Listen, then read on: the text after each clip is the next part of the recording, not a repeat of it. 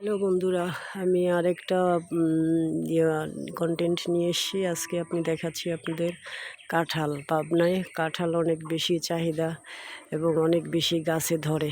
এই যে দেখেন অবস্থা, আমি জুম করে দেখাচ্ছি। এই যে কাঁঠালটা পচে গেছে, এই কাঁঠালটার দাগ। এই যে পিছনে দেখেন, এক একটা ছোকাতে 4টা, উপরে 3টা, 2টা, আরও 2টা, ওখানে একটা, উপরে দেখেন, জুম করে দেখাচ্ছি, আগাতে প্রচুর কাঁঠাল ধরছে অনেক। আমি একদিন বৃষ্টিতে কুড়িয়ে পেয়েছিলাম কাঁঠাল। আপনারা বেশি বেশি কাঁঠাল খাবেন, তবে পরিমাণ মতো।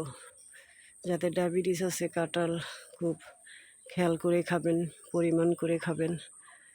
আর গরম তো কাঁঠাল ফলটা, এটা আবার সবার সহ্য হয় না। আবার গ্যাস ফর্মের ব্যাপার আছে, যাদের গ্যাস্ট্রিক আছে তারা খালি পেটে খেতে পারবেন না। খাবারের আগে না, পরে খেতে হবে। ফল অবশ্য খাবারের আগেই খাওয়ার নিয়ম, কিন্তু কাঁঠাল ফলটা আপনাকে ভরা পেটে খেতে হবে। এই একটা গাছই আমি নমুনা দেখালাম আপনাদের। তো বন্ধুরা, আমার প্রাণপ্রিয় বন্ধুরা, সকল ধর্মের বন্ধুরা, আমার ভিডিওকে বেশি বেশি শেয়ার করে দিবেন।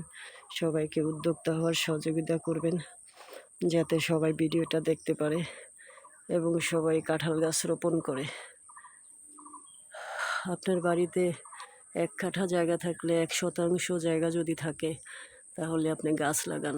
এই গাছের চেয়ে সম্পদ আর কোথাও নাই। এটা আপনি মরে গেলেও আজীবন থাকবে, ফল দিয়ে যাবে। তাই বেশি বেশি গাছ রোপণ করুন, প্রকৃতি বাঁচান, পরিবেশ সুন্দর করুন, নিজে সুস্থ থাকুন, অন্যকে সুস্থ থাকার সুযোগ করে দেন। ভালো থাকবেন। আল্লাহ হাফেজ।